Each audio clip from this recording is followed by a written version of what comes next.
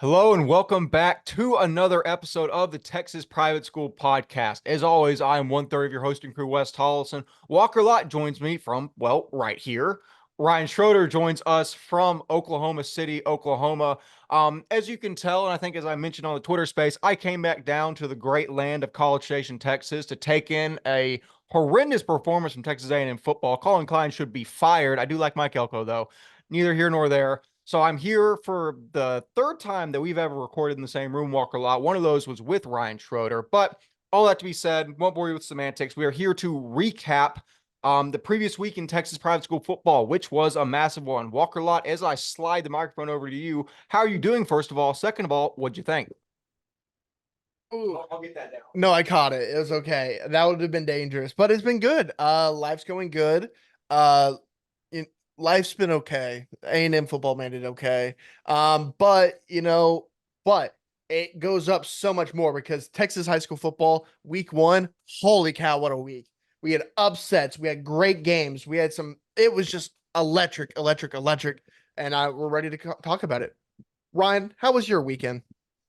My weekend was good. I was in Stillwater for the OSU game. If you didn't know, we beat the FCS champions, a team that hasn't lost a game since I think they won 29 straight, 20, something like that in that aspect. They won 29 straight football games. Oklahoma Congrats? State. Question mark.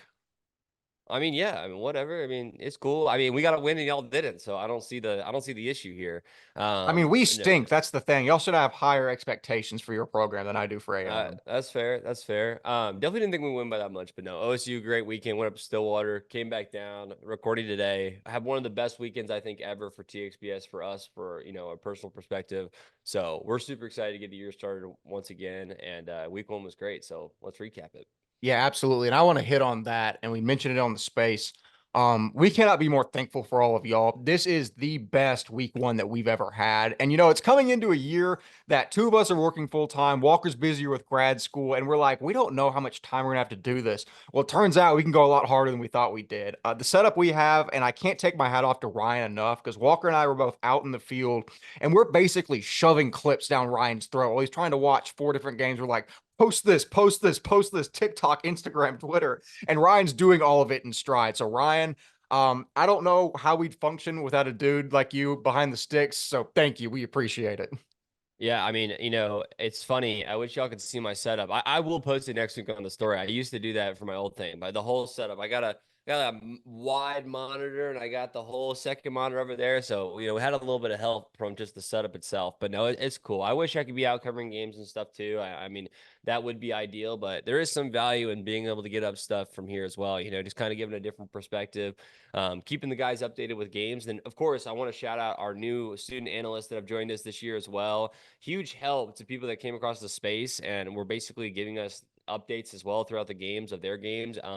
You would not think about just the value that comes with just being at a game and stuff like that to give us updates on all that kind of stuff, because there's certain games that we waited forever to get final scores for. I definitely in the past, and even this past week we were waiting for a final score, so like stuff like that really helps in the process. And so we're just really thankful for all our student analysts and of course our lead analysts as well. They're both all of them are very great in helping the process of putting this on. So Yeah, absolutely. And this is the last thing I'll say before we get into it is I'm glad you brought up the student analyst that we have. That I think is the coolest thing that we've ever done is to number one, I love the opportunity to like have kids that are interested in going into a field like this, get them experience. And selfishly, it's amazing. It allows us to do so much more. Get content for y'all that are subscribed to the site, subscribe to TXPS Media. It's less than a cup of coffee at Starbucks, and it helps us out tremendously.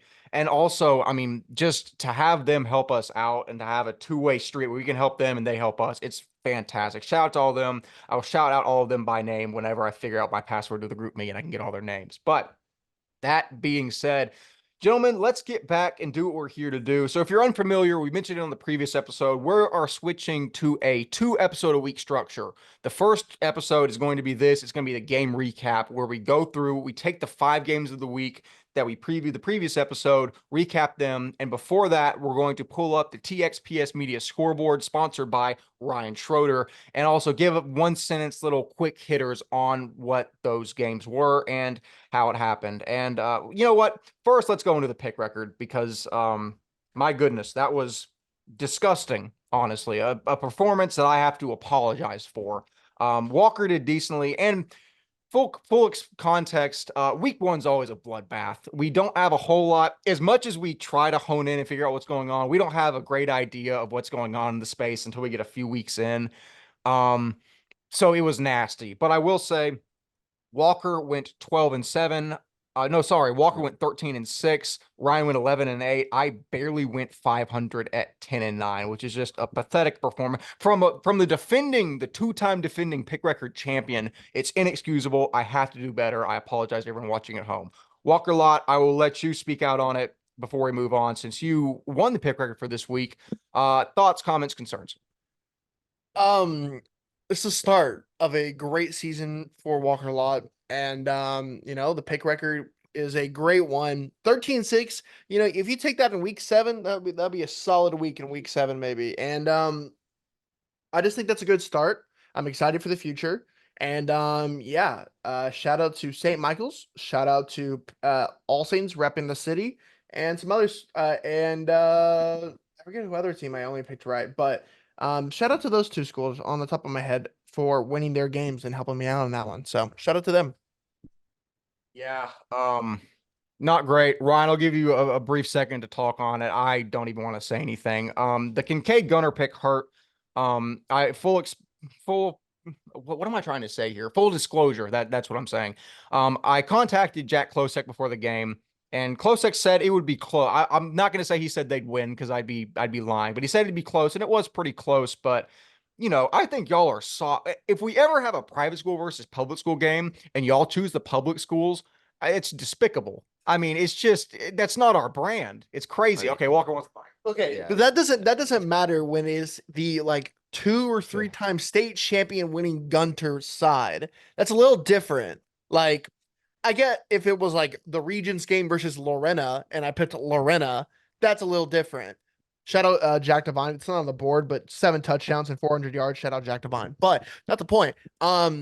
This is Gunter. This is a state championship winning team in Gunter. Like, it's hard to say, yeah, let's not go with those guys. Shout out to Kincaid. They held strong, but come on, man.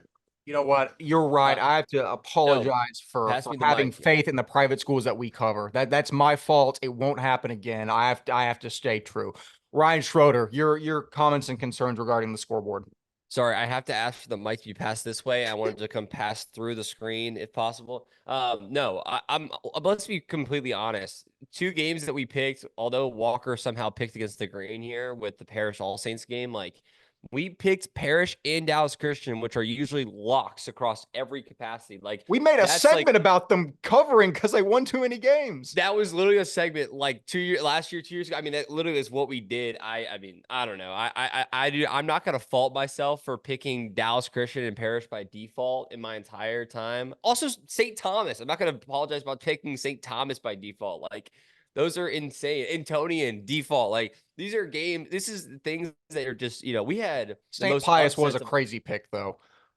I mean, I don't know what to tell you. I see D1, I see D2, and I pick D1. I don't know what to tell you. It's just kind of how it works. Anyways, all that to say, a lot of upsets week 1, probably the most upsets we've ever seen week 1. And I wanted a stat on the last time Parish has started 0-1 in their season. I want a stat the last time Dallas Christian has started 0-1. I'd be interested to know everything, all those, obviously the teams that have been powerhouses for years at this point.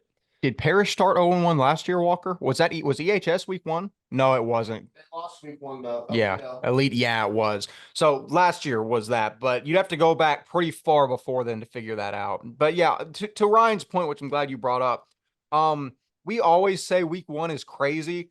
This week 1 was much crazier, and it added to kind of the hype and the kind of the fanfare around just how insane it was. The energy across the space this week was crazy, and I think it's just going to keep going up as we move on. But that is the pick record recap. Let us move straight into the TXPS scoreboard, which Ryan Schroeder creates every single week. And we're going to go through here, barring the 4 top games in the left-hand column that we will cover in depth here briefly. We're going to start with the Woodlands Christian beating St. Pius X 36-6.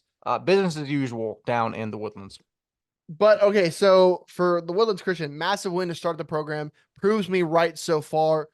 St. Pius, younger team will get better. I think my only comments about this game are the fact that I see D1, I see D2. I see a good team in D1. I see a D2 team. I don't really know a lot. I pick D1 team. I'm wrong about D1 team. That's all I have to say. Nolan Catholic beats Grace Prep 54-42. I was wrong, comma, shout out Devereaux and the boys getting it right down there. Hey, put it on for the city, man. Nolan Catholic. We're starting a new year, new program, new everything. Nolan Catholic, let's go. Yeah, that's a big win for Nolan. Devereaux looks sharp. And hey, for Grace Prep, that's a D2 rising team, holding close against a D1 team. Good for them. Absolutely. Moving on. Bishop Lynch beats Bishop Dunn 49-0. Dunn closer to 2023 Dunn than 2022 Dunn. I would say Battle of the Bishop went Bishop Lynch way, like we thought it would. I'm calling it Battle of the Bishop. Please, someone trademark that. Yeah, I saw somewhere it was like the Battle of the Bishops. Or no, the Clash of the Bishops. I think Bishop Lynch Athletics Twitter said that, but that's a good name. But yeah, big win. No legend, no problem. That was a big win. I like that. So the St. Michael's Warriors, I think the rebrand, beats Grapevine Faith 22-13. Good win for a program that struggled last year. Faith, not great. Not great, Bob. I mean, it's only a 7-point game, but yeah, I agree. The Prep gets it done in their first game with the rebrand. Good stuff for the Prep. I'd be interested to see where Faith stands at this point in that district. Yeah, shout out St. Michael's, man, proving me right. That was a big win for them. Shout out Nico Anderson. Shout out Utah Anderson. Shout out Coach Scales. Big win. Absolutely. So Fort Worth Christian demolishes Covenant Christian 63-3. The Birds are back. I mean, this team is way different than they once were. I mean, amount of transfers that came in, turned this team around. Not to go too long on this, but heard from a birdie that, feels like they've clicked immediately because a lot of guys just knew each other already from being from the same area, even though they weren't already on the same team together. So they just kind of have clicked, and they really think they have a good shot at putting something against All Saints this year. Dude, this team is legit. Landon Gigliotta's film from that game, impressive. You have Bo Pearson, you have Kate Cropholler, the Abercrombies. You got a team over there, man. And having two D1 offered now, guys, on the defensive line, that's a recipe for success. Before we get off, I will say people kept asking me at the All Saints game, do you think we have the best D line in D2? And I was like, they might go to Fort Worth Christian. I was like, y'all boys, I don't think y'all boys have seen Tucker Ashford yet. Like, that dude is a problem. Shout out, bang, bang, Cardinal Gang. Moving on, Fort Worth Trinity Valley destroys, sorry, Walker, I didn't mean to use that aggressive as an adjective, destroys Southwest Christian 47-21. Like you said, no Parkhurst, no Maynard, no problem. Shout out Ben Nagishu. Big win for an SBC squad. I mean, this is a crazy win. Winning by 26 is definitely a different capacity than we thought TVS would have been. We honestly probably would have thought TVS would have been in a hole with the guys they lost. They lost, one of the best players we saw play all weekend in Gavin Parker. So great win for TVS. This hurts. This hurts. The trophy I created is now in the hands of the enemy. This hurts, but good win for Coach Morrison. I mean, firstly, I don't know how good SES is going to be this year because of this loss, but that with the loss that we'll talk about in a second, that kind of looks like, hey, it's not just one team race for SBC 3A this year. That's a good point. I want to redo my my one sentence for that game to say SCS gets dog walked in the dog bowl. That's good. That is good. That is good. Moving on. I should have, if I was smarter, I would have led with it. Moving on. JP2 destroys McKinney Christian 58-18. John Paul II back on the come up. It's been a while, but they're looking pretty good. Moving on. Central Texas Christian School beats Brentwood Christian 24-7. Walker Lott lied to me, said the whole team was Tabor Tyson. I got bamboozled. I'm filing an appeal. I mean, what are we talking about, dude? This is insane. How we all got it wrong. Like, I mean, that was an awful game. And by the way, not to throw any shade, but we're gonna need a final score quicker than that, or else John Paul II is gonna take your slot on the scoreboard. So I'm just kidding. I did that a couple years ago, and I apologize for it. So no, but seriously, that's an awful pick by our parts. Yeah, with a team going up to D2 and Brentwood Christian, that's a rough loss. Gabriel Logsden, Cooper Smith, shout out to those guys getting the win over there in Brentwood. Or sorry, in Central Texas. By the way, where is Central Texas Christian City? Belt. I think it is. That sounds right. We could be very wrong, but I'm It's going to say like Waco. Yeah, I'm just kidding. it's it's in Central Texas. I can tell you that much, and there's not a whole lot going on there. Yeah, you have Temple. Maybe we'll figure it out. It'll be on the screen. Maybe. Moving on to Lutheran South and Houston Christian. Lutheran South shocks us, takes down Houston Christian. Like Walker said, might not be a one-team race for SBC 3A. Can't read too much into it. Lutheran South, the guys they got in, Braden Robinson, I think, is one. There's another that's Asia Bradford. We were questioning how well they would gel. Questions put to rest. This is fun, by the way. Oh, Yeah. I forgot to go. No, I'll go. I'll oh. gladly go. Yeah, Asia Bradford gets his first interception of the varsity thing. I saw that tweet. And it's for Lutheran South. That's a big win. When you have two DBs in Asia and Braden Robinson on one team, that's disgusting. John LeBlanc, I believe, is the quarterback over there, right? Big win, I guess, putting up 30 on a Houston Christian team. That's a big win. They've always had some dudes, Schroeder and others, like they can be something this year if they put it together. And Second Baptist and Fort Bend might not be too happy about that with those teams kind of looking better than they are. But Houston Christian, rough one to start out, but hopefully they can rebound from week one.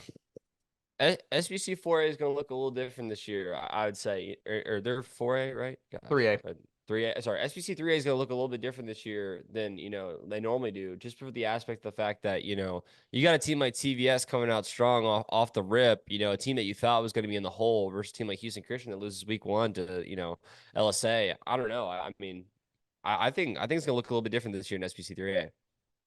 Moving on, San Antonio TMI destroys Church John Paul 41-0. Shout out my old OC who's an analyst over there, Church John Paul. That's about all I have to say about the game. Shout out to San Antonio TMI, by the way. Oh my gosh, Walker, the quarterback, who we spoke to him and his dad at the retreat. What school? TMI. Grant Sweeney. Grant Sweeney era coming in big at TMI. Very excited to see how he does. Obviously, Church John Paul, not the most quality opponent, but a good start nonetheless. I think a shutout 41-0 speaks volumes no matter what it is. So good win, TMI. Glad we went 3-0 on it. Yeah, Grant Sweeney is a guy that learning more about him and watching that film from this year, it could be a recipe for success for TMI. I'm not saying they're going to win district or anything, but it could be a pretty good squad this year. Moving on to a big one that we didn't have as a game of the week, but maybe we should have. San Antonio Cornerstone edges out Dallas Christian 49-42. I will say I was speaking to several people before the game, and I honestly said I don't think DC should. I said I thought DC would cover the 20.5-point spread simply because Cornerstone plays a lot of really good teams, but they typically don't do that well against them. I don't think DC just really had the depth to compete. Apparently, Cornerstone was a lot deeper. DC, doesn't go 3 deep like some of these other teams. Might open the door for Holy Cross to emerge as the favorite in Division 3. Yeah, is this the first time that? Oh yeah, sorry. Going to you, Ryan. It's cool, I guess. I mean, I don't really care, I guess, but it's fine. No, Dallas Christian. I mean, this is one of what I would have thought was going to be a lock. Obviously, we know they have talent. It's probably not the talent we always thought they had, right? I mean, Carney is at the helm for his senior year. This is where Carney, this is the time for him to show out and stuff his senior year. But the team looks a little bit different than it normally does. You had so many guys go off to college, and the reload is not really what it used to be. So I think overall, Cornerstone, a spot of a team that comes from independent. I think independent wise of Cornerstone, like they're just on their own a little bit. I actually love this week 1 matchup. By the way, this is a great scheduling thing. I think this is a great matchup for both of them, and I hope this pushes DC in a different direction this year. No, this is an interesting one because Cornerstone is a very hard team to read. And that's why we and because they're independents, not like we cover them every week to week, but Cornerstone's one of the greater private schools always. And this win shows a lot about the direction of this. And this is a team that plays a lot of other big names in private school this year and can be one to watch to see if they can put them on upset alert for a lot of other teams. On the DC side, is this the first time they look human early in the season? And what does that mean? Because we were talking about it off air, like over the past couple of days. DC is always a team that brings in transfers, but they always have a good core of like 3 or 4 or 5 guys that have come through the ranks. But you don't have a Porter Nix this year. You don't have the guys who've come through the ranks this year to kind of build that culture. Luke Carney is that guy now, but because he's been here for 4 years, but are the big names that you didn't get to bring in of the Chance Abelses, the Dylan Stevens, kind of coming back to haunt them? It's gonna be interesting to see. I just want to relate this. This is the only thing I have to say is that I like to relate San Antonio Cornerstone to like Notre Dame and stuff like that because it truly is a Notre Dame type S. They really don't. They're never going to join a. They're never really going to join a division, and on top of that, they schedule a hard private school schedule every single year. They literally are Notre Dame, and they're one of the better teams sometimes. But I would say they are Notre Dame esque. You know, Can I say Notre Dame one more time just to get through your heads again? Oh, sorry. die. But with the last thing I'll say in regards to Dallas Christian, especially in the modern era of the transfer portal, you live by the sword, you die by the sword. Maybe they struck out on some guys they thought were going to be key prospects, and it might not materialize. I don't think that's the case. Full disclosure, I think this was a team that went a lot deeper than DC, and it's not a problem that I think carries over to their D3 schedule. But against Prestonwood, it probably will, and against Pittsburgh, an old Deep East Texas team, it probably will. We'll see. I'll keep an eye on both those games. And obviously, we're the Texas Private School podcast / media. We're going to cover them. Moving on, the unofficial hometown team of both Walker and I, Brazos Christian, Brazos, not Brazos, Ryan, beats Legacy Prep 43-14. Shout out Cooper Moore. Shout out Truett Goodyuck. I think do we have the pronunciation right on that? Goodyuck? Close enough. Shout out to the boy. Ben Tillery is gone, isn't he? No, Ben Tillery's still there. Ben Tillery's still there. Shout out to the boys. More than anything, shout out Coach Wash. Coach Wash told me before the season he thinks this is the year, and that's saying a lot because they've done really well the past couple years. That this is the year he really thinks the team has gelled together under him. I think he might be right. Look for Brazos Christian and First Baptist and Lubbock Christian to have a 3-way race into the state title. I'll say this, we got a little bit of insight from Waverly when she was telling us about Legacy Prep. I didn't know Legacy Prep actually went independent this year fully. But yeah, a 30-point win, Brazos Christian, first game of the year is definitely a good win, and I'm excited to see where they end up this year for sure, especially with how competitive 4A or the Division 4 is with teams like First Baptist at the helm. Yeah, interesting. It's gonna be an interesting season for Legacy Prep. They go independent because they moved up to D2. They don't have the Prazak. I think Kyle Prazak finally is gone. There's a younger Prazak who's a sophomore. I think he's the final one, at least, I think, of the three. I think he's now a junior or he's a rising sophomore, one of the two. But I think he's going to be there. Their star receiver also transferred out this past summer. We didn't really mention D2 or D3 this year. So interesting year for Legacy Prep. On the other side, I think like we said earlier in the offseason, I think Brazos Christian has the best chance to meet probably First Baptist in Waco this year. It's going to be interesting to see if that pans out. Sorry, maybe pull up Tyler Prazak on Instagram to see if he's playing anywhere. He was at Kilgore College last I checked. I think he's done now, but that dude, he was a unit for Legacy Prep. Shout out the Prazak clan down there in Magnolia. Moving on. Gunner beats Kincaid. We already mentioned this a little bit. Well, I'm not going to spend too much time on it. A great performance by Kincaid. Can't say enough how excited I am to watch Wayne Shanks and company go and do battle in 4A. A good thing for Kincaid, not a bad thing.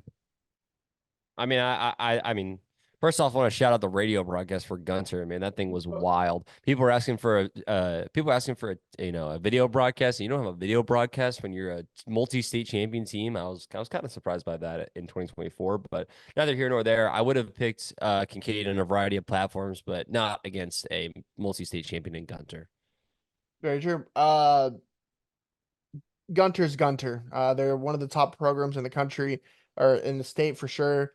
In their division, I mean, no one beats them, and there's a reason for that. So, big win for Gunter. Shout out to Luke Dodd, the former Gunter player. There we go. St. Mark's falls to Fort Worth Country Day by 1 point, 35-34. Bad. Not a good showing by St. Mark's at all. On the flip side, very good showing by Country Day. Going to need to follow them more closely. SBC 3A might be a little more interesting than we alluded to in our preview. Ryan Schroeder. Yeah, I'm not gonna lie. This was actually one of the craziest games of the entire weekend. We had one of our student analysts on site for this one, and I mean, a blocked extra point at the St. Mark's comes down the field, scores at the end of the game, and gets the extra point blocked that would have forced it to go to overtime. So, absolutely insane game. Shout out Country Day, but yeah, this is a crazy week one game. Probably the craziest out of all of them, to be honest. I don't know if there's any capacity where a blocked extra point at the end of the game to win the game is not the craziest game of the week. Yeah.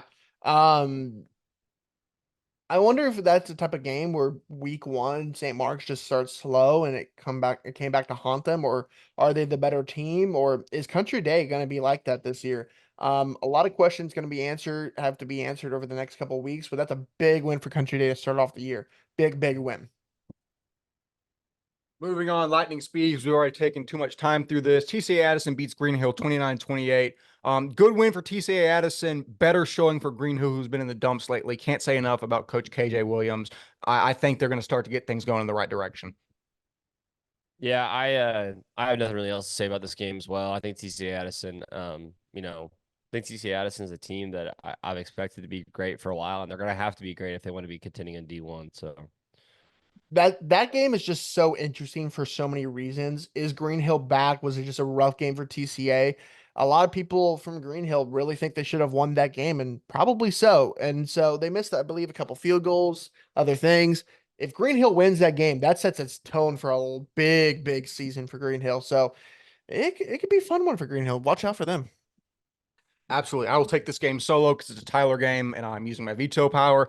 TK Gorman beats Bay Area Christian 25-14. They get Bishop Strickland up out of there. The program starts to go in the right direction. You love to see it. Moving on, Dallas Christian beats Mercy Culture Prep 46-0.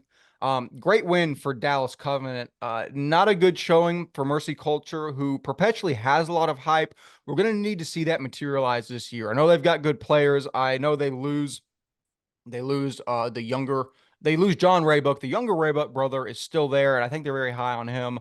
Gonna have to materialize. D4 is much more of a meat grinder than people realize. Gonna have to get that going.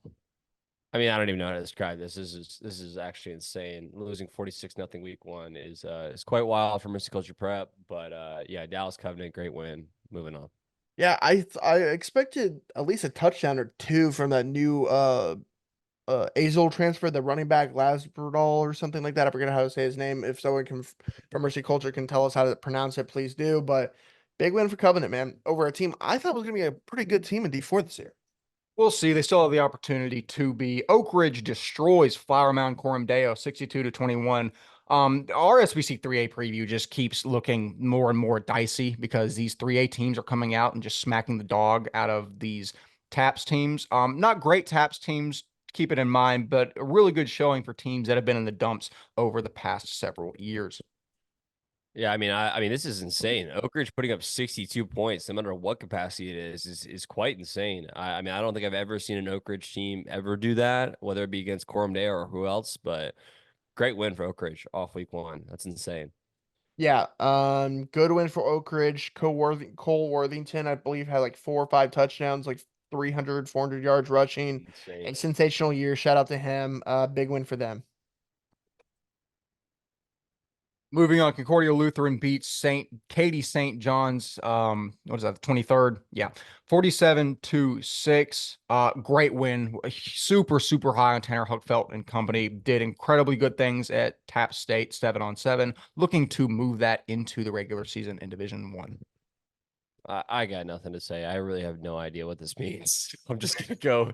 I'm just gonna say it's a good win. I mean, hey, it's the 23rd, St. John 23rd. We need to start memorizing that, Wes. Yeah, Concordia Lutheran, man, is proving me right, and that's all that really matters from this game. Big win for them. Moving on to the final game that Ryan will be very happy to recap. Frisco Legacy Christian Academy dog walks the Cistercian Hawks 38-0. I went by and saw Legacy in the spring. It ain't like it used to be. They are carrying over from a great season last year, especially adding Marshall Tucker on that D line. Dude, that's a huge get. They're going to be really good, and they're proving it now. I had nothing to say about Concordia, but I could talk an hour about Legacy, how we're back this year. I'm just kidding. No, 38-0 is a great win over our SBC counterparts that we seem to play every year. It's Cistercian. I love it. Shutting out a team week one. This is exactly the statement you need to make week one when you're going to go play in the hardest division in the hardest district in all of TAPS in Division One, the north side. So this is a great week one win. I want them to keep doing this. This is the way. This was in Irving. I mean, this is great. I said it on the space, but truly, this is a different era for Legacy, and I hope that they continue even with the move up to D1 this year. Yeah, big one for them. I think, to be honest, I think we ranked Cistercian a little too high this year in SBC 3A. Yeah, SBC 3A. So that might be one that we kind of regret as the weeks go on. But yeah, there's the scoreboard. I do have to say before we move on, Walker just drew my attention to some of Jackson Knapp's film from this previous week after Parkhurst leaves. And I told Knapp on the sidelines, so he dapped me up and he said probably something along the lines of you picked the wrong team. And I was like, yeah, you're right. I was like, but you got next. And looking at this film, that kid's got next. He's a freak. But moving on, that is the TXPS Media scoreboard. We promise in future weeks we'll go through it faster unless y'all like that. Maybe we'll go through it slower. But moving on into our game recaps. Walker Lott, we're going to go through Liberty Christian versus Fort Bend Christian first. And since you were there, I don't have any notes on it. So just tell us what you saw, how it materialized. Obviously, it was not a close contest. No, it was not. How do I say this? I think F Fort Bend Christian just ran into the buzzsaw that was the best team in TAPS this year, the best team in private school this year. Um, th- the really the questions for Liberty were kind of answered was, all right, Quinn Murphy comes in. He came in the spring, of course, but like, how is it? New quarterback, new system. How can you gel with all those guys? And he gelled pretty dang well. I mean, they were, he scored five touchdowns and a half. And it was really through the air where he could just throw it up to Brady Janusek, who mossed two people. He threw it up to Jalen Hawkins, who mossed a dude. Like, it was just kind of like offensively, they were able to do pretty much anything they wanted out there. Chase Garnett was not really that big of a factor because he was kind of banged up, but he'll be really good to go. So for Texas High, which around their side is going to be probably their favorite game of the season, probably their toughest game of the season in their eyes. So that's going to be a game to watch to see how good this Liberty team actually really is. But a guy who really stood out to me, you had the guys, the typical guys, Brady, Jalen, Quentin, Chase, those guys. Offensive line looked great, of course. Not really, didn't really make their quarterbacks were always comfortable, Carter or Quinn. But two guys I want to talk about a little bit more. Uh, Cooper Witten is a guy that, of course, is the top 20 player in the country according to 247 this past couple weeks, and on three maybe I think it's 247, but just got his A&M offer yesterday because he went to the game. He is the real deal, and he had two touchdowns and an interception in one quarter. That's Cooper Witten for you, and I think he'll be a big weapon on both sides of the ball. But man, he on defensively, I don't. The combination of him and Brady Janusik at safeties might be the deadliest we've ever seen in private school. That I really want to say that because it's disgusting. It is disrespectful to opponents. It's not fair. Truly, it is not fair. But the other guy, Blake Brisker, he was the guy who took most of the carries, especially when they started winning big. And is a guy is going to make the best 1-2 punch in private school football this year with Chase Garnett and Blake. Blake runs 4.5. He's a tough runner, has good ball carrier vision, knows where the lanes are, and he's not Chase Garnett. That's not many people are, but he's a good running back that would start pretty much any other private school program in the state. And he's a great player, one to watch going forward. Man, he was impressive. He really impressed me. Overall on the Fort Bend side, you throw out the film on this one. Best team in the state from the get-go. It just did not go well for them. Bobbled snaps, punt off the offensive lineman's head. It was just not going good for them. So this is the type of game where you throw out the tape, don't even think about it, and move on to the next one because you're never going to see a team that good again in this rest of the season. So that's really my thoughts. Yeah, what I'll say is like it's kind of like whenever we played TCCH back when I was in high school, is that you never go into a game saying you're going to lose just because it's not what you do. If anyone on the Fort Bend side really in their heart of hearts thought they had a shot in this one, number one, I respect you. Number two, it's delusional. It's Liberty Christian. It is right now obviously looking like the best team in the state. The only competition I think will be Parish and maybe Prestonwood, depending on how good they are. Fort Bend Christian's a great team. We love Jordan Black. Tyler Curry's a monster. They got some absolute weapons in the slot. It's just Liberty Christian. You remember back to the previous episode when I started listing out all the Liberty guys that were impact players, and it took me like 45 seconds to get through. That's all I need to say. I can't say rolling ball of chainsaws, so that's DC.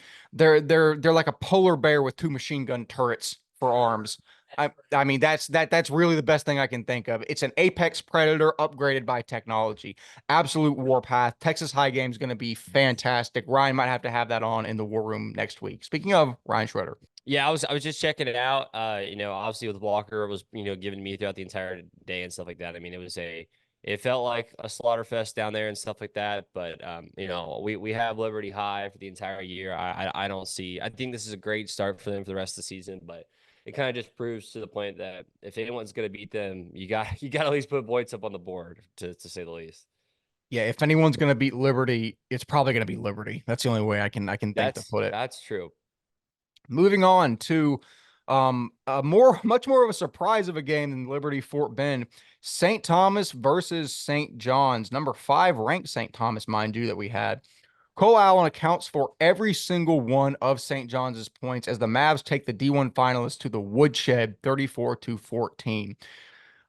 Yeah, I mean that's basically the game recap. St. John, I mean Cole Allen had 5 touchdowns. Go and put his tape on. This dude, shout out to his offensive line, by the way, just making just huge holes for him to run through. But I said on the previous episode, Cole Allen makes the play of the year almost every game. And I mean, he did this game again. I mean, he's been doing this since he was, a sophomore, a freshman. He's a senior now. Just imagine how well the Harvard commit is going to play as the weeks go on. Walker's got his tape up right now, and he's just shaking his head. Like, that's the only thing you can do with Cole Allen. He's an absolute freak. He's going to terrorize SBC 4A. Kevin Veltri has a great back to lean on. And Shea Quinn also performed well. Whenever they get into a situation that they might have to throw the ball more, I'm not worried about that at all. I really like Shea Quinn. Walker also has his mouth agape with these highlight tapes on. Cole Allen's a monster. What I do want to say regarding St. John's, can St. John's knock off the top dogs in 4A being EHS and Kincaid with this style of attack? St. Thomas, I think, is taking a step back. Kincaid's going to be tough hanging with Gunner. EHS might be the team that St. John's can focus their sights on and try to knock off. And I would love to see St. John's in an SBC title game. I think that's long overdue, and especially in Cole Allen's swan song season, I think it'd be fantastic. A question I will pose to both of you as we finish this recap: can St. Thomas make it out of their district? Antonian obviously faltered against Holy Cross, which we'll speak of, which is going to be probably their main competition in district, but also Concordia looking good. It's not a foregone conclusion that St. Thomas wins district, I don't think. Walker Lott, your thoughts? Oh, that was really cool. Man, Cole Allen's so good. I don't know how else to say it, man. This film is unbelievable, and it's just gonna be so interesting. Is St. Thomas definitely took a step back? I mean, there's not really else to say it. Last year, what they probably won by 2 scores this game last year, or something like that.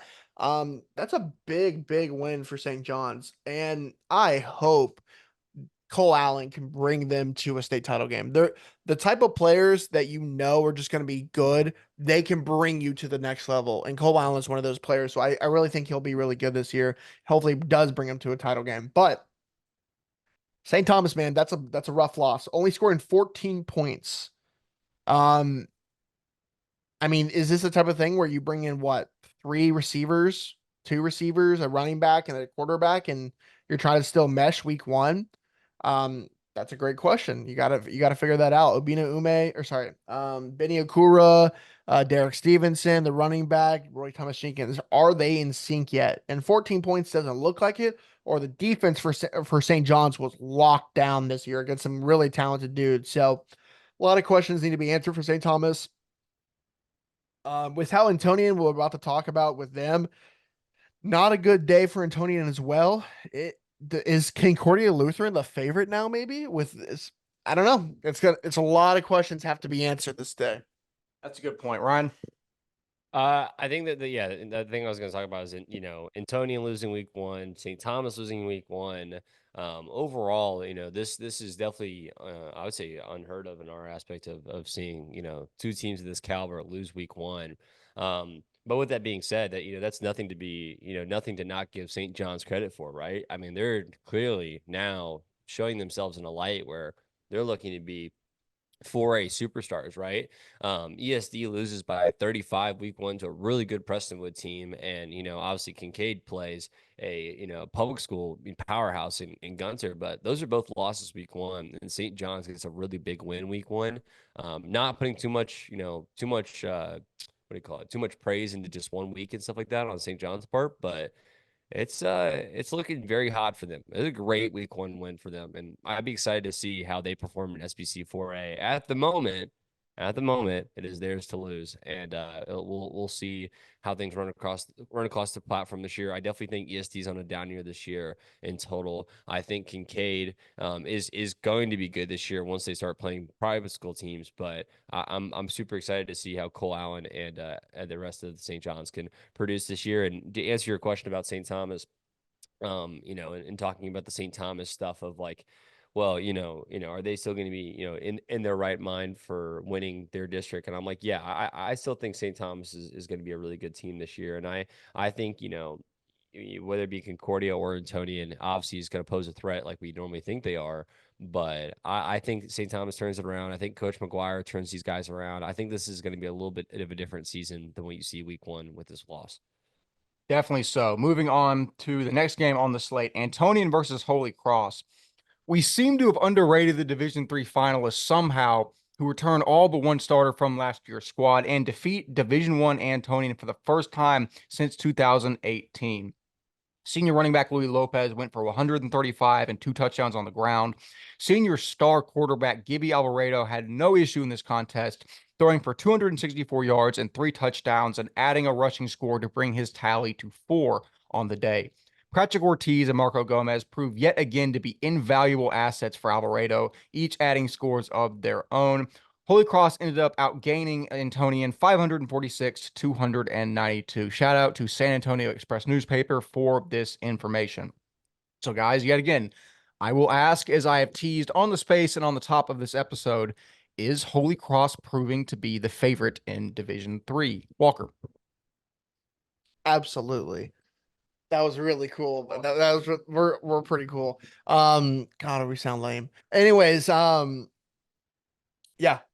that's that. I did not see that coming. I mean, we all picked Antonian because of the D1 team. They brought in a couple guys. They only scored 21 points. With an offense like them, like that, is really good.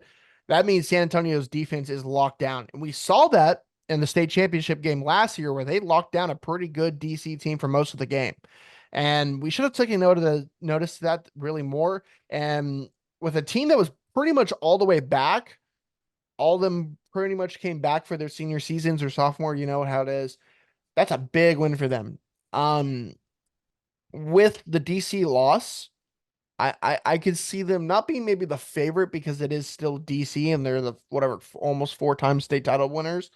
But for the first time in a while, I don't think you can ever call San Antonio Holy Cross the underdog. And I think that is the point they're kind of making this here. I think they're going to still come with that underdog mentality, and they should, but I don't think in games you can really call them the underdog anymore.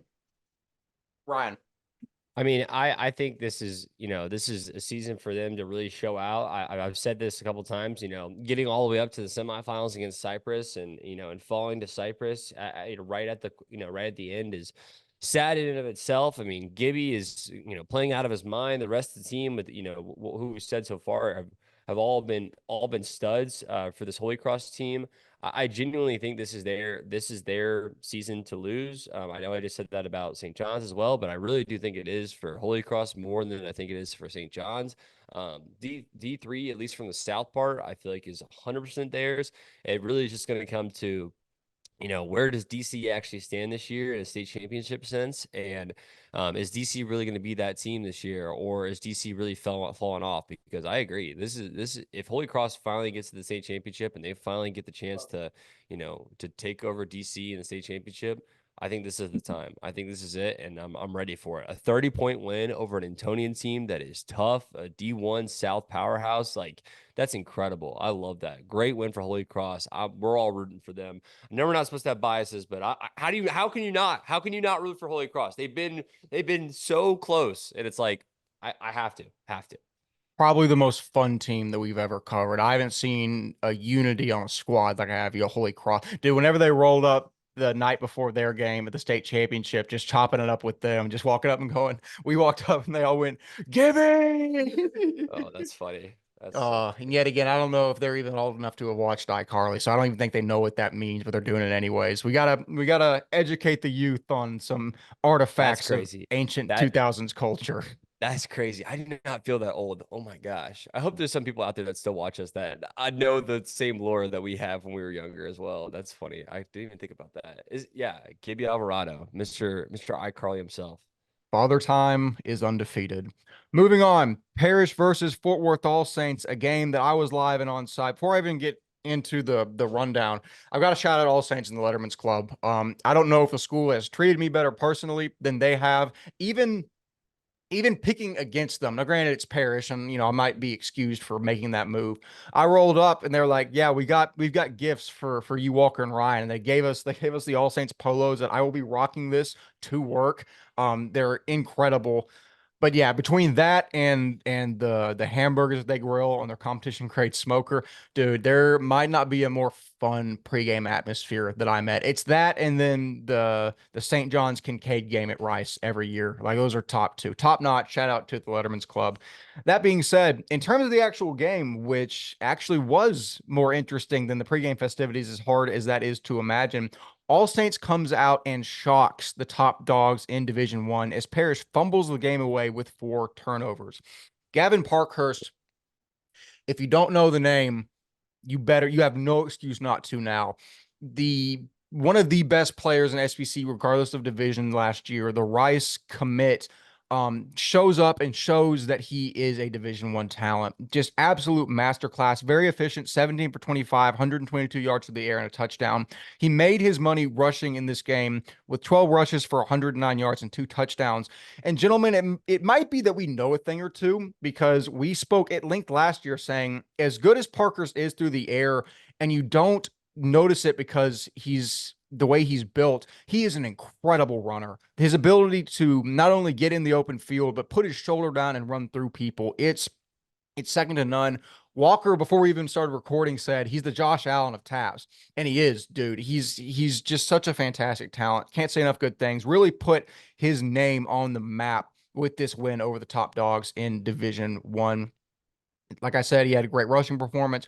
Also rushing, Cole Powell Freeman had 10 rushes, 61 yards, 2 touchdowns. It looks like he's going to be the bell cow for All Saints this year, and they have a good problem to have. They've got a bunch of guys that can run the football. Cole Powell Freeman looks great, and I got to shout out their line with Ian Bothwell and company on the front. Dude, and especially I think it was about the 25-yard run going into I think it was the south end zone that he had. You can go back and watch the video.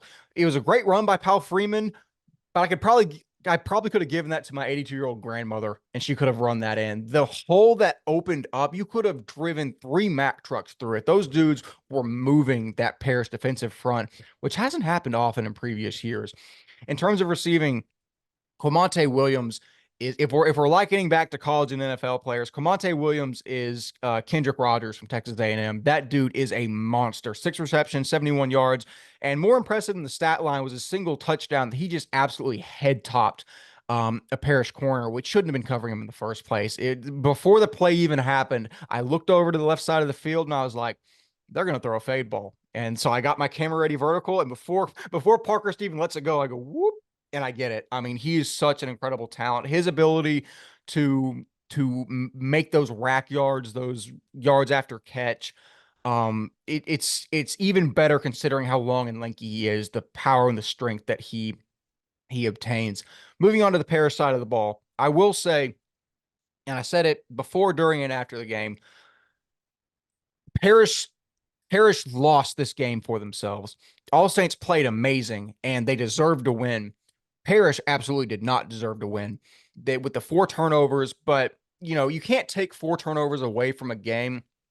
But what I take away is their offense looks incredibly crisp. They're having a little bit of stalling on their offensive line. They can't run the ball super efficiently. Now, it's partially because All Saints has a great front, but it's not the line Parrish has had in previous years. Obviously, there's no Weber's gone, isn't he? There's no Weber. There's no Sam Liu. There's no Pequeño. I mean, there's no just absolute dogs that have grown up through that system. The linemen that they have and they've brought in through other schools are great, but it's going to take more than just spring practice to get them to gel. It's going to take several games in a tough Division I district slate. But I will say, outside of that, watching Sawyer Anderson play football is one of the most fun things that I get to do on a daily basis. Even just in warmups, he throws the most effortless and the prettiest ball I've ever seen in Texas private school football. It's just a flick of the wrist. And once you really look at Parrish's offense, the intricacies that go into it, the run pass options, and Sawyer just being a field general, not just pre-snap, but when he's rolling out, I was telling Walker this before we started recording, he's mapping and pointing receivers up and down the field while the play's going on, while he's getting pressured by 4 different guys. I mean, again, I know they lost the game, and I can't, say they're going to come out and destroy everyone, but my goodness, the team's still going to be good. You cannot take this one game and say Parish is going to fall off. In terms of stats, Sawyer went 14 for, he had 14 completions, 276 yards, and 3 touchdowns. Jalen Pyle, who is probably the best receiver in the state, absolute monster, 5 receptions, 127 yards, 2 touchdowns, has taken a massive step forward in his junior season. And Carson Darby, a super, super underrated cat. Obviously, he's going to get overlooked because he's a bit undersized, but in that Parish offense, running out of the slot, lightning quick, 4 receptions, 112 yards, 1 touchdown. I'm not great at math. But that's a pretty good yards per reception, I'd say. Hey, he had a passing touchdown too. He did an extra point or a 2-point conversion. Oh, 2-point conversion. Sorry. I'm glad you brought that up. That play, the fact that Novikov has that in his bag, that like triple reverse passing touchdown, and Sawyer caught the touchdown. That was one of the Sawyer more caught it. That yeah. It was the Philly. Yeah, it was the Philly special. I can't believe I didn't pick up on that. But I mean, just to say, I think Prestonwood takes a big step forward this year. But between them, Parish is going to be fine. But it's going to be a war between them, Prestonwood, and Liberty to make it out of. They're all in the same district. It's going to be really, really interesting. I know I just talked for like 8 minutes on that game. So if y'all have any brief comments, go ahead. Walker Lott, you first. I need that song playing in the back that's like "Put on for my city." That's basically what I'm saying. Yeah, exactly. So shout out the 817, shout out Fort Worth All Saints, put on for the city. Big win. Yes, I mean they didn't win. Parish did not win the turnover battle, and they lost this game basically. But Gavin Parkhurst, what a player. We've talked about him for years. I remember watching him when he was a freshman and being like, this kid's got it, man.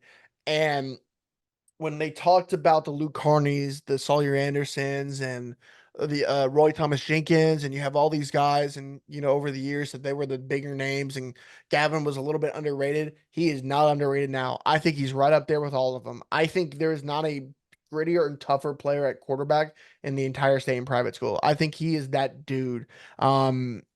There's so much to like about his game because he has the arm, he has the footwork, but he runs differently, and it takes 2 or 3 people to take him down. If it's one-on-one, I trust him any day of the week. He's that type of player, and you combine him with Kamont Williams and other guys, it's a recipe for success. And this proves, that they are the number 1 team in D2. I would say before we put out our rankings, they go above Parish now, so they have to be number 2 in the state now in private school. This is the team that's legit. This is a team that's going to be really good for the rest of the year. They have Prestonwood this week. That's going to be a very fun game. But yeah, good win. Parish has they have work to do, which we've never really said about Parish for a while. They have stuff they need to get fixed. Um, just looking on the live stream, they don't look how do I say this? Like in the trenches, they are not as rock solid as they have been in years past on both sides of the ball. Um, that's something that scares me because, like I said in the preview, Parish Episcopal works because of the trenches. They've always been good at the defensive line and offensive line. No one's been better. That's going to be something that is a little bit, put a pin in as the year goes on to see if that's something that gets fixed or is something that is a kind of a detriment to them over the years. But big win for Fort Worth All Saints. Congrats, guys, over there. Congrats, Coach Beck. Ryan, what are your thoughts? Yeah, I don't want to go too long and stuff like that. And I know we put up, we covered this on the space forever. We did everything. We've fully gone into this game, fully. But how could you not? It's Parish All Saints. Probably one of the biggest games of the year in week one. And if you haven't checked out the clip, check out the clip of Gavin Parkhurst, that West guy. He literally, we put a clip on Instagram, got a clip on Twitter. I mean, it's literally Gavin scoring with a minute 35 in the fourth quarter to basically put them up by 2 scores at that point. And it's one that you're like, he had to score. And he goes out and just rushes for, I'm going to call it 35, 40 yards basically down the field and doesn't get touched the entire time. So Gavin is truly that guy when it comes to the rushing side that you wouldn't have expected. But I want to hit on this, right? We talk about the 4 turnovers, and when we could talk about the offensive side of the ball for Parish, we talk about the defensive side of the ball for Parish, but theoretically, when we talk about improvements, from a special teams perspective, how can you have 2 kickoff fumbles? I mean, that is downright atrocious. And I think that's where it's like you have to start, obviously I already know this, right? But they're going to be working on that in practice this week of just, taking care of the football, right? Because those were 2 momentum swinging things that happened along with the other turnovers throughout the game as well. Stuff that can't happen for Paris this year, and it won't happen this year. I already know that. They will not have those problems by the end of the year. I wanted to say this as well. Sawyer still had a great game. Jalen Powell, like we said, had a great game. Carson Darby, I'm a huge fan of now. Carson Darby might be one of my new favorite players I'm now rooting for in TAPS this year. But to fully close it out, for the All Saints, right, is looking to, fully take over D2. And in some minds, we don't really think they have a lot of competition on most of the side. This is truly All Saints. I'm going to say it again. All Saints to lose. But when I say that though, you see a Prestonwood team this next week, you could really show that you're one of those teams to be messed with, and that really no one can give you a game if you go out and now play a Prestonwood team that's arguably supposed to be a little bit worse than Parish, but you go out and beat Prestonwood like that too. And we're about to recap the Prestonwood game that they just had over ESD. But I mean, this is Forward All Saints is got some non-district games that are going to set them up for success. Yeah, I completely agree. Just a sneak peek. That will be a game of the week, the Prestonwood All Saints game. And I don't know where I'm going to go on that game. So that just tells you where my mind's at. That's going to be incredible. Moving on, speaking of Plano Prestonwood, number 4 Prestonwood versus Episcopal School of Dallas. Takashi Shaw shines for the Lions, going for 260 yards and 2 touchdowns on the ground as Prestonwood annihilates the Episcopal School of Dallas 42-7. We spoke as if transfer quarterback TJ Hobbs would be the starter in Plano, but it was actually junior quarterback Luke Glass leading the Lions. Glass has been with the program for a long time. He led their JV the previous year. Shout out to Spencer Pattinson for the information. But, I mean, the 6'5 gunslinger threw for an efficient 198 and 3 touchdowns as Prestonwood featured a balanced attack between run and pass. Jake Jerky from ESD completed under 50% of his passes for 226 yards and a touchdown. Hutch Chipman excelled, going for 127 receiving yards, whereas underrated cat Siler Cook goes for 97. So, gentlemen, we'll end our discussion today, but with another question. Is Prestonwood finally on par with Parish and Liberty Christian? Walker. I don't know. I still think it's up in the air. This was I mean, with a test like this, I don't know if it was a great test to see. You know what I mean? I do think they're good. And Luke Glass was a guy I remember watching in spring ball last year and be like, okay, he's got some of the tools. So that was when he was a sophomore, and now as a junior, I guess he's put it together and had a great year. Shout out Enzo Bingham. I think he's a great receiver over there, and he gave him the ball a lot today or yesterday or 2 days ago now. But Takashi Shaw's been that guy at TCA Addison. Transfer over here, was the second of the two bell cows for Prestonwood and was great last year. Looks even better this year. They always have a great offensive line over at Prestonwood, so that is a testament to that rushing yards. It is going to be interesting to see where was Kenny Collins. Is he hurt? Is it something that's going to be a storyline to watch? But big win for Prestonwood. Excited to see what happens in the future. And for both teams, for both All Saints and for Prestonwood, that is a massive game to see how good you really are. And so that's really the storyline of this. I think ESD is a good team. I think they're a solid team, shutting down the passing attack of Begnaglia and Jerky and Hutch Chipman. That's a tough task for any defense. So shout out to them. But the test to see, are you about that action, is going to be next week for Prestonwood. ESD, throw that film out, go into SBC, keep going. But yeah, big win for Prestonwood. Ryan Schroeder. Yeah, I mean, we'll talk about it, probably give some more Presswood insight this next week as well, but I'm super excited to see how they play this year. I definitely don't think, I'll be honest, I don't think that was Parish that we saw in that last game. So I think when Parish sees Prestonwood this year as well, I think Parish will handle them. And I think when Liberty sees Prestonwood this year, I think Liberty will handle them. But it will be interesting to see. I'm actually more excited about this Prestonwood All Saints game than I think I am for any other Prestonwood game this year, if I'm being honest. So yeah, no, it should be a great week for that. But for this ESD game, I have nothing really else to say about it that we've already covered, besides the fact that yeah, I mean, ESD is in a different space now, and I think SBC 4A, like I said earlier, is more in Houston St. John's hands than it is anybody else's. So That is a good point. And that being said, that closes out our 5 games of the week from week 1. Gentlemen, an incredibly electric week. Not so much for the pick records. Walker came out decently. I got slaughtered. I won't talk about that any longer. But as we said before, far and away the best week 1 that we've ever had. The most fun one. We're just, I feel like, we're 5 years in, but we somehow still get better every year, just tweaking things and dialing things in. We finally have the perfect setup where we got Walker and I out in the field and Ryan Schroeder just whipping things up with the sticks. You said my clip that I got of Gavin Parkhurst with that long rushing touchdown. I can't take credit for that at all. The work that you put in, dude, that's the splice. That's an incredible video. I forgot I haven't oh, said that on an episode yet, dude. That was nasty. but that's the biggest thing though, is we have so many ways to get clips now at this point. We have, y'all both out at places. I mean, even some of our, student analysts were getting some videos for us too. I mean, this is just a variety of ways that we're able to supply content to everybody. And I think that's one thing that, we really try to do because, how many other platforms out there are really going to games and games like that where we're providing this much video coverage, this much coverage after the games with the spaces. And I want to prioritize that again. Thank you to everyone that came to the last space this past Friday. We spent an hour and a half, 2 hours on there and stuff. Like, it was a fun time, and we're going to do that every week. And it's a lot of fun because we have all of our student analysts speak. We have lead analysts speak. We have everybody come in. We have players speak every now and then. Coaches speak. I mean, it's a great time. And so if you haven't already, make sure to tune into the spaces. They're on X, and we'll tweet out usually when they go on. But that's my only plug for today. Yeah, absolutely. And the last thing I'll say before I pass to Walker and we get out of here is shout out to our student analysts again. We're going to have a lot of their content going up on the website.